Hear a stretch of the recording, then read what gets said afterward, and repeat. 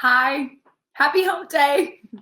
I'm Ashley Swartz, CEO of Furious Corp and Dean of the Beat faculty, the Beat U faculty here during this reset. So it's 1 p.m. on Wednesday. It's our usual gathering time. Class is in session, and this is class 6, whether or not you can believe that.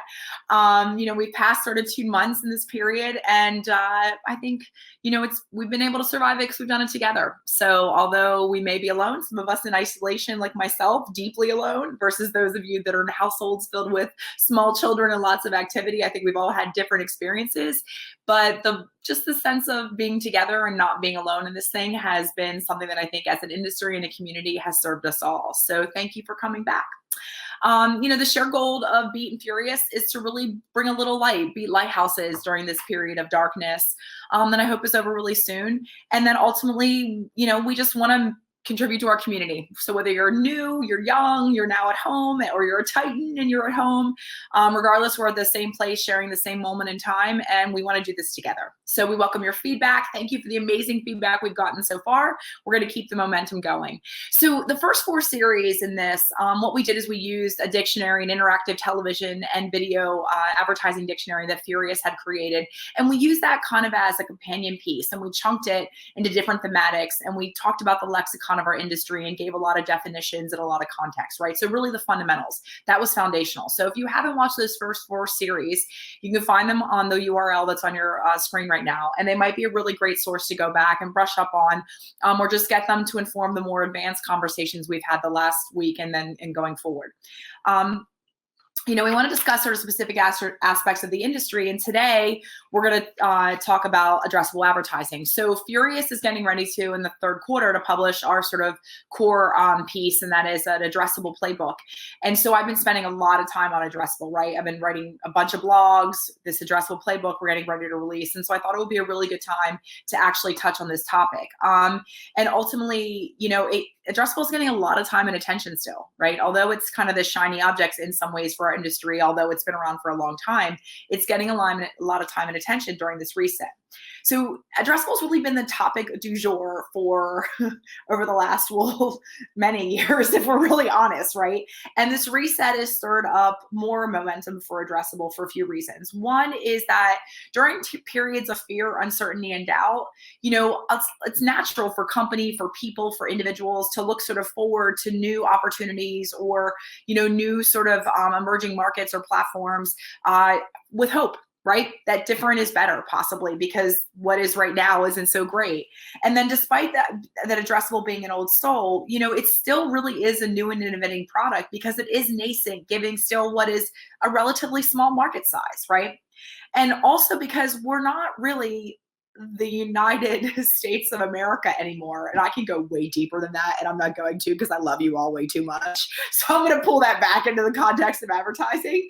But, take, for example, a direct-to-consumer's messaging, right? In one state right now, they may want to be highlighting, if they're sort of a quick-serve restaurant, a QSR, they may want to be highlighting curbside delivery or partner with, Uber Eats or DoorDash, right? Whereas in another market, they may actually want to talk about their safe social distancing, redesign sort of dining in opportunities. So it's really a function of where you are, and geography and locality and targeting has become more, kind of critical than ever for a lot of direct-to-consumer brands. I just want to pause for a minute because I just say when I was drafting this, I was like, that's surreal to think about this, really. The difference in sort of that it is we're going to differentiate our marketing messaging vis-a-vis how much we're allowed to bring people together for an experience. It's just something it takes me a little bit to get my head around, to be honest. So, let's remember addressable isn't a new idea, right? As we've said, it's been around for a long time, more than 20 years, actually. Broadcasting and cable companies have really they felt sort of digital nipping at their heels, and they wanted to emulate, what internet publishers are able to do, specifically that ad servers have enabled the ability to deliver dynamic advertising to targeted audiences, right? So this idea of taking what is the mass reach medium of television and to show dog food ads to only dog owners has always been this sort of dream and panacea that we've been seeking and searching by both buyers and sellers, right? Because there's opportunity and ROI for both.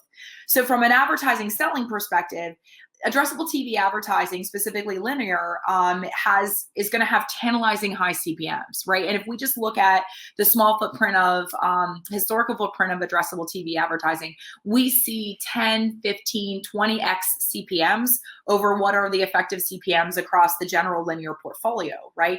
And so ultimately what's happened is that addressable continually from the perspective of, the desire to deploy addressable enabled hardware, the desire to sell more and more and push it and productize it, this has continually been prioritized on linear sellers, both product and technology roadmaps. And even though we sort of have this envisioned future, right, it's ubiquitous, addressable is dominant, it's easily accessible across the industry and all households, it's still a long way away. And we need that level set and that perspective that this is still a nascent, emerging platform. Slowly but surely, the television industry is making headway though, and I want to give them credit for it, right? So we are moving more and more towards audience-based buying and selling. If we go back to the dictionary, the first four, one of the many reasons to brush up, we talked about the difference between deterministic and probabilistic, right? And so audience-based selling is a catch-all that includes both. Addressable advertising specifically, just to double click into this, is deterministic. It's actually using a unique identifier, PII, personally identifiable information, et cetera, to identify an individual and target an ad to them, right? Operators are priming the pump to enable more advertising inventory to be addressable and for more addressable households to receive ads, or for more households rather to be able to receive addressable ads. So programming networks also have been part of this effort, right? They have activated and leveraged VOD, particularly the ability to dynamically insert ads into VOD experiences. And then ultimately, there's this sort of idea of addressable at a national scale, right? So the goal is to have national addressable networks or inventories, right? Offered by broadcasters and cable nets. And not only distributors. That is the ultimate goal, is that every linear television seller can have a national addressable product available. And by national, we mean encompassing the entire geography of the US, not just carved out markets or zones as it is with the operators that are the enablers of addressable advertising today, right? Remember, they're all geographically constrained to a specific geographic footprint. Go back to the dictionary. So this makes it the right time to consider addressable television and to shine some light on the risks, most importantly, to make sure that this sort of moment where our industry is kind of pausing and we have this opportunity, we can execute and move forward thoughtfully and with precision to ensure that we maximize the return on any investment in technology or in sales efforts or marketing, et cetera, around addressable, both for sellers and then ultimately the investment in creative, in buying, in the additional premium CPMs you're going to pay for that inventory for buyers as well. So what is addressable? Let's just break it down to the basics and let's talk about why buyers rather are hungry for it, right? So as we've sort of said, addressable television advertising simply makes it possible to deliver different commercials to different households as they watch the same show or live sports event, right? Because we know who's watching, theoretically. So think about it through the lens of an agency buying an ad for American Express. And this is like a super, super simplified version, right? So if we were buying or stratifying an addressable buy, right? American Express has a TV ad budget for this period, for this quarter or whatever. So potentially what we want to do is to chunk or segment that spend, that buy, what normally would have been with a national TV buy or just a television spend in general. It's sort of one piece of creative to chunk that and say that, okay, I want to be able to target high value households, affluent spenders based on X criteria or some criteria with platinum card ads. And then some other set of criteria, household level income and other sort of parameters or attributes I want to address with the gold card. And then the rest of them I want to serve green card creative, right? So these audiences all have different values to American Express. Most likely they're going to pay more for what is their high valued customer, which is the owners, the sort of card members that actually have the platinum card, right? And, and ultimately then you would see that sort of that CPM stratified from platinum, gold to green. And that's why it's really attractive, because there's an opportunistic upside for sellers if they're able to segment and target that inventory. So as a result of that increased selling precision, the seller's aggregate revenue from an addressable buy is likely, and we're going to talk about measuring and quantifying likelihood, to exceed the price it could command for a single 30-second spot to the same number of households. That's the whole That's the candy, right? That's the carrot, the sort of that is out there for sellers. So brands are willing to pay a premium for addressable inventory because it delivers relevant ads to the right audience at the right time, right? Ultimately delivering greater ROI. So, and the stats prove it. A recent study from Sky, a UK broadcaster, shows that addressable TV ads boost an ad recall by 49%, and they cut channel switching by 48% versus the average, right? That's not insignificant. And the unpacks example is pretty straightforward, right? It's very simple, but operational effort and complexity increase dramatically if, for example, an agency wants to divide an audience segment, like high net worth individuals, among multiple clients, or if an ad seller wants to offer that audience to multiple agencies. So it's just compounding levels of complexity and challenges operationally. Not only does it make it harder to execute, but it also creates an environment where a large portion of the general audience may not fit into these desirable targeted categories. So even during a primetime ad slot, media sellers may be left with inventory that is suddenly considered remnant, right? So this problem already exists for sellers and is poised to get worse as the addressable market share, or the percentage of total spend that addressable captures, increases. And we're going to get into this a little bit more detail shortly, I promise. So why is addressable so constrained, right? Where's the supply strain coming from? So brands and media buyers want, obviously, advertising that reaches specific consumers. So my example that I always use that I love is yogurt eating moms in Duluth, right? Instead of just buying women 18 to 54, which is kind of what they do. So at present, demand far outpaces supply. We know that, right? It is supply constrained. And ultimately, the reason for this primarily is still infrastructure and technology. I mean, we're still, the linear television industry has legacy infrastructure that is decades old. And, ultimately it requires ripping out and replacing that infrastructure in order to enable addressability. And so addressability has been incremental. We've increased the number of US households every year instead of just rip and replace the entirety of the linear television market, because the capital investment and hardware investment required to do that would allow it for, it's a non-starter even before you consider it as an industry, right? So there are approximately, right, and this is our pre-COVID numbers, I just want to be really clear, but the estimates were there were approximately 64 million US households that have the hardware. So i.e. a set-top box that has an IP-enabled connection, for their cable, and that is able to receive addressable ads, right? And there's many layers of complexity there, but ever increasingly more as new hardware is put in households and new cable set-top boxes, they are also enabled by the internet as well as a coaxial connection.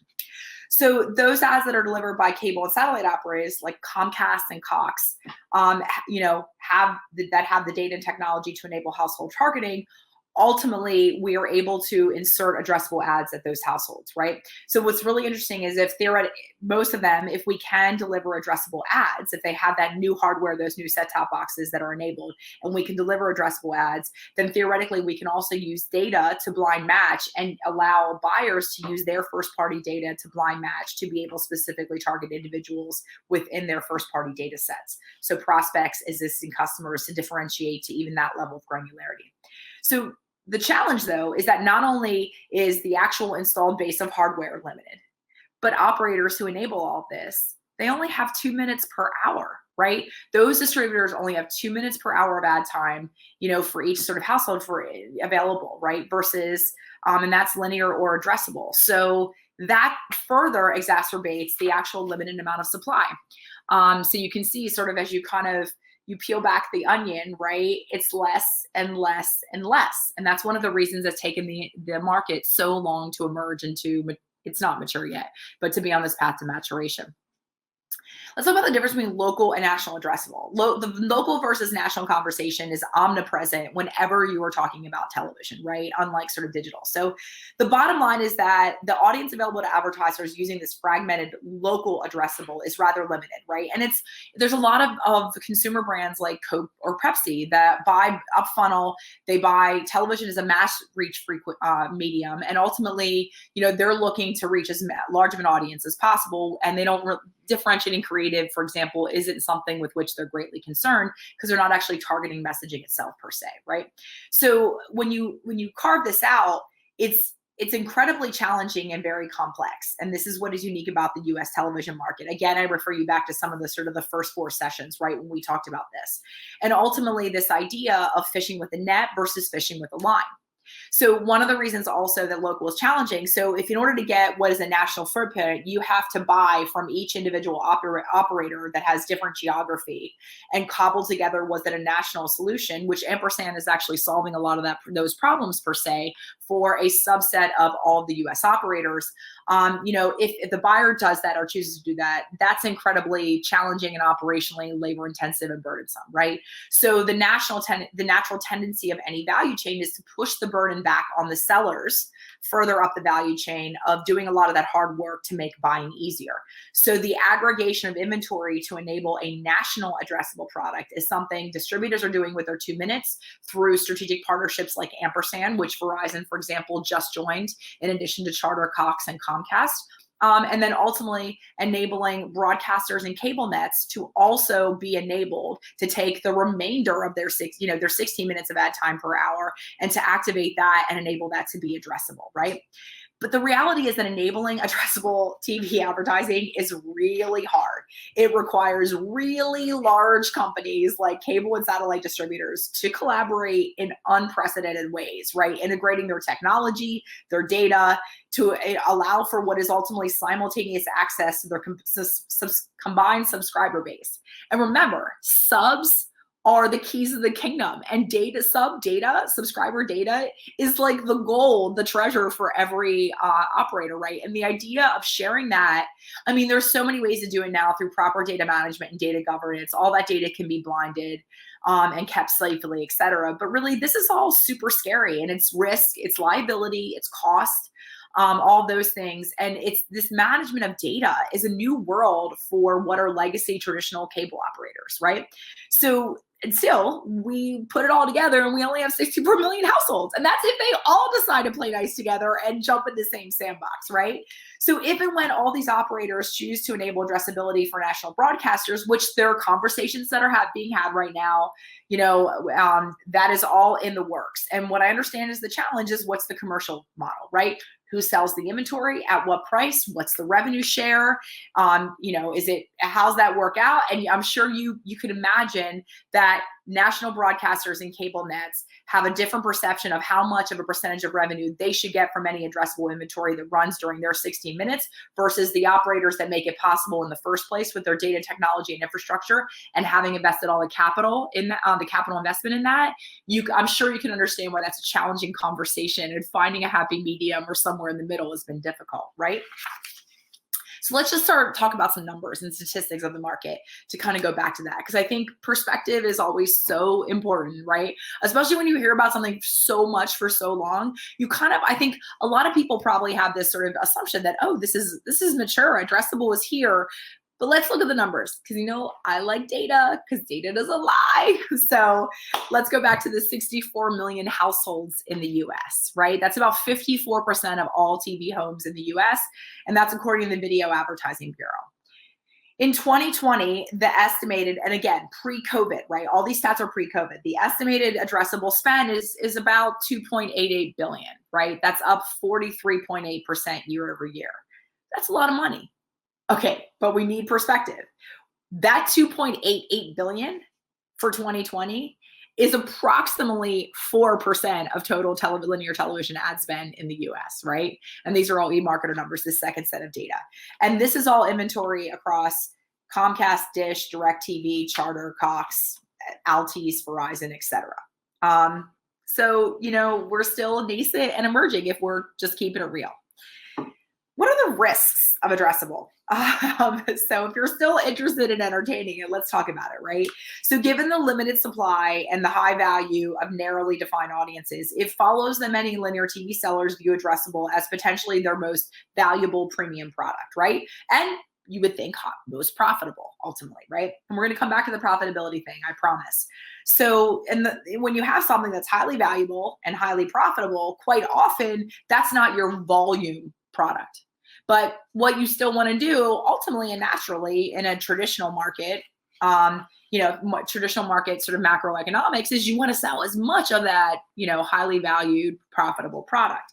And the problem is that this approach fails to account for the impact on the rates of your inventory, the rates your inventory can command, and then ultimately how that affects the portfolio value of all of your linear TV products.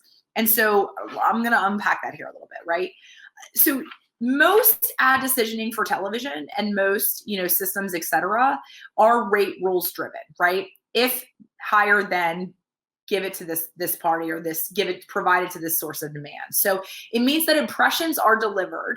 And that's also really important, right? So when we're selling addressable, we have somehow, some way taken television, which is traditionally measured on a spot basis, a spot that is across every household. It's this time, this time break, this break in this program on this network in this zone. It's a specific whole unit.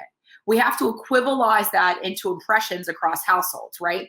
And so what happens is that, impressions are typically delivered to the source of demand, or whatever customer order wants to pay the highest price for that impression.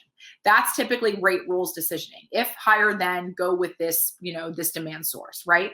So persisting with this approach to sales broadly, and specifically for addressable, is a costly mistake, particularly if you are using Excel to run your ad sales business and you're introducing addressable. The wheels are going to fall off the bus. To beat my metaphor with a stick, it's like racing F1 with a minivan, right? So this whole rate rules decisioning, and what you're using in your traditional linear ad business, right? And applying that to the addressable of rate rules, or the higher price source of demand for an impression actually gets that demand. It puts sellers at risk of cannibalizing other profitable inventory and diminishing the value of their portfolio as a whole. I'm going to come back to profitable again. Hold that word, hold profitability, because it's really important. So by chasing this shiny object, right, the addressable represents chasing the shiny object and the potential economic upside that addressable represents. And that is very hard to quantify ultimately. And then trying to optimize locally rather than looking across a portfolio and doing a sensitivity analysis and understanding the opportunity cost, or what revenue has to be given up or foregone in order to be able to fulfill an addressable demand source, really ultimately can result in sellers not maximizing revenue and end up increasing effective CPMs, but not increasing total revenue, right? And that's the risk of cannibalization. So let's take an example, right? So a network's Nielsen guaranteed spots for prime time are highly valued. So Thursday night, a 9 p.m. slot, for example, right on ABC. So the network still proceeds to sell as much addressable as it can. Naturally, a higher price, give them the demand source, right? But let's say ultimately when you're targeting audiences, the demand itself, it only matches to 20% of the total potential audience, right? Or 20% of the inventory for that time slot or that evening. So as a result, the remaining 80% is no longer Nielsen eligible. And those spots have to be reallocated to less inventory types, like marketing and promotion, direct response, et cetera, resulting in less revenue. So let me just double click into that just to make sure you understand it, right? Traditional linear television is sold on a spot basis. It is a 30-second spot that is whole, because ultimately that spot is often sold against a Nielsen measurement. A Nielsen measurement is the currency of this many households, this many rating points, right? So the minute that you cherry pick a set-top box or a household, or you cherry pick members of that total audience, you break that whole unit. You have unbundled it, right? And then the remainder that is not actually those impressions that have not been sold or delivered, what do you do with it? You can't sell it at a traditional linear spot anymore, because it's not guaranteed. It's not that spot as a whole unit that is being sold. So it has to be chunked up into other less valuable units, like direct response rather, or marketing and promotion, which are not the Nielsen guarantee, or the concept of a whole unit is not important to be able to actually fill creative in that spot itself. The other thing is, now I'm going to get to the profitability thing, right? So the other thing that is really important is that if you increase revenue, awesome. But if it's less profitable revenue, you're not really increasing shareholder value. The market's going to look at that and say, are you actually a blue chip stock? Like what value are you delivering me? And that's going to impact your balance sheet. So those are sort of the things that you need to think about also as a very large company looking to introduce and how you introduce addressable into your portfolio, right? Addressable is not easy or cheap. It's friction filled and it's a tough business, right? So when you factor in the fact you need additional headcount to operationalize it because it's a new product, it's an incredibly complicated and complex product, and you need very qualified individuals that are probably expensive to do it. The complexity of the sales and the execution. So it's not only just sort of pricing and planning, but the actual sales ops, the operation, because you may actually be trafficking and executing and delivering your creative and your buys in a different system from your traditional linear trafficking system. And then sales, you got to train a sales team. You may want a sales team that's out there that's data savvy or has a new set of skills or knowledge base required to be able to deliver this and then ultimately facilitate and enable these sales. Data, right? The expensive data sourcing and data management. And then there's this whole issue of legal compliance and privacy and security, which is internal operating expense, as well as sort of overall just operational, as well as just sort of cost of acquisition, right? So these costs can wipe out the profit potential of selling inventory as addressable, right? And but at the same time, it's not easy because you have to, table stakes, you have to be in the addressable game if you want to be relevant at all in the linear television business, right? Particularly because of what's happening in regards to actual subscribers and the total number of households. And then the big question is like, so who pays these costs? Where in the value chain does the burden of these costs lie? Because these are not as simple as sort of the digital LumaScape ad tax, if you will, right? Quite often what happens is these costs are initially going to be borne by the seller, unless they choose to use some type of ad marketplace or ad tech in the middle. But the reality is that you can't enable sort of an ad marketplace for addressable inventory like you can as easy as digital because of the nature of the legacy systems and how rigid and how honestly old they are, right? And proprietary. So ultimately, what does a seller do? Do they bear that cost and it immediately comes off the bottom line? Do they pass that cost through to sellers? Do they consider it a value add? Do they mark up their inventory, or do they pass that through cost rather to buyers? Do they mark it up? Is it a value add? How was that additional cost that ultimately is going to impact profitability if it's just absorbed by the seller, handled in the whole big picture of the addressable value chain? So I think there are three things to focus on for sellers, most importantly, to make addressable a winning proposition and to make addressable a profitable, sustainable line of business. And by the way, in order for it to be this it has to be this for sellers in order for this to ever be meaningful or relevant to buyers, because you want sellers to invest in this technology and in this product as buyers. So this is a full circle winning proposition for the entirety of the value chain and the linear television ecosystem. So the first thing is, this sort of focus on maintaining portfolio level yield, right?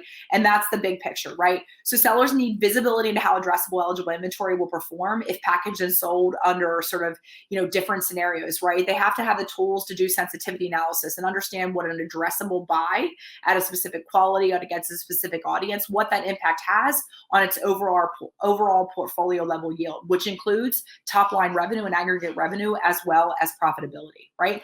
And that also requires fluid, near real-time visibility and transparency to inventory and capacity, right? And then to inform allocation decisions and manage inventory ultimately in a much more sort of relevant near-time basis on both general linear sales as well as addressable. This requires both technological and structural changes to the way that ad sales and operations teams work. So these are these sort of new analytical processes require tools and skills as well, outside of the infrastructure and the upgrade of that infrastructure, right? Sellers historically didn't need to consider these types of scenarios because cannibalization wasn't a problem when everything was still sold as a self-contained whole spot itself. The next thing that needs to be done is to understand the true cost of the data. And then obviously what you're going to do with it. You're going to pass that cost on, or you're going to eat that cost, et cetera. You really need to gauge the level of investment required in order for addressable to be profitable.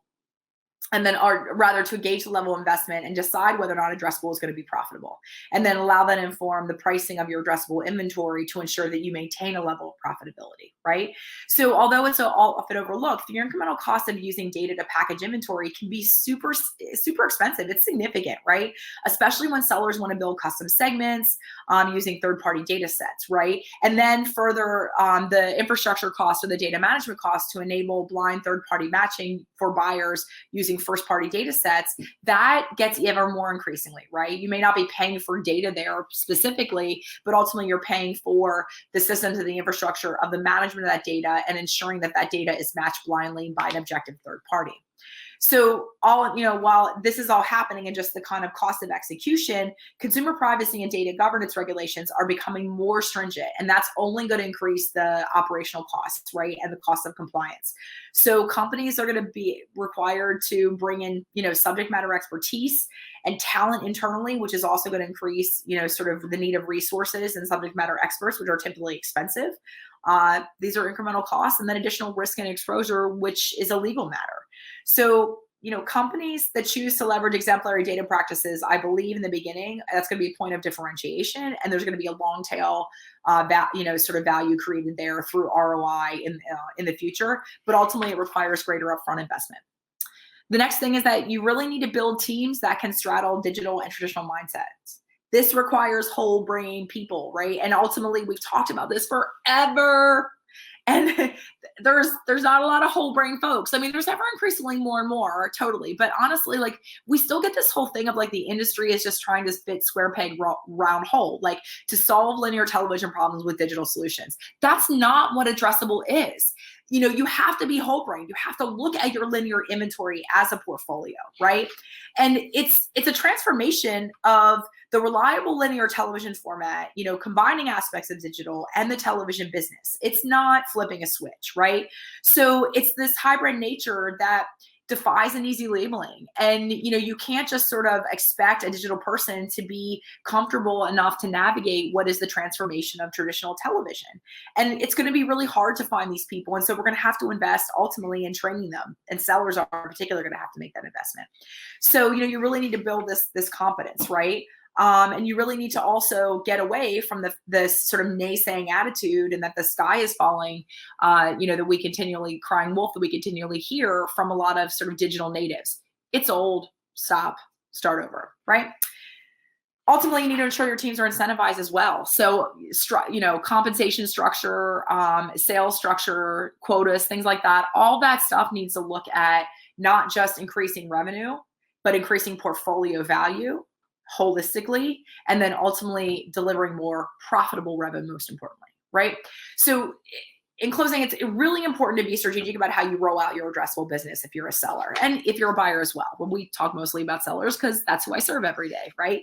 And we need to be mindful that even if your addressable CPMs are extremely high, your overall portfolio might be only worth 90-95% of its potential value if you're over indexing on one type of inventory. And that goes for addressable or whatever, right? You won't know that unless you're managing your portfolio actively and you're doing the sensitivity analysis and you are assessing and quantifying the opportunity cost of basically choosing to sell something as addressable versus keeping that as a whole linear guaranteed unit, right? You have to apply data and rigor to expose revenue opportunity costs. That requires tools and software and ultimately data and the ability to get the data out of your transactional linear systems with ease and make it meaningful. The good news is that leaving revenue on the table is entirely avoidable if you simply focus on portfolio level value, not just the revenue of an individual line of business or a product. If you understand the true cost of data and data governance, and then you take your teams out of, and you break the silos, right? Take your teams out of linear and digital silos to ensure that they're collectively working towards the goal of maximizing portfolio value of your organization. That's it. Easy, right? You got this. I have no doubt. So, but it's exciting. I mean, why get your ass out of bed every day if you're not solving big, hairy problems? That's my attitude. That's why it's fun. There's a lot of math, a lot of sort of software, lots of things to build. And there's a reason to get up every day because, look, television is a big business. And so 100, 200, 300 basis points of efficiency or improvement or new revenue is billions of dollars. And that gets me excited. I hope it does you too. So we'll see what's next. Tell me what else you want to talk about. Tell me how we can keep this meaningful and relevant. And I will do my best to continue to serve you. So I wish all of you both well-being and happiness and success and ultimately light to all, love to all, peace to all. Thanks.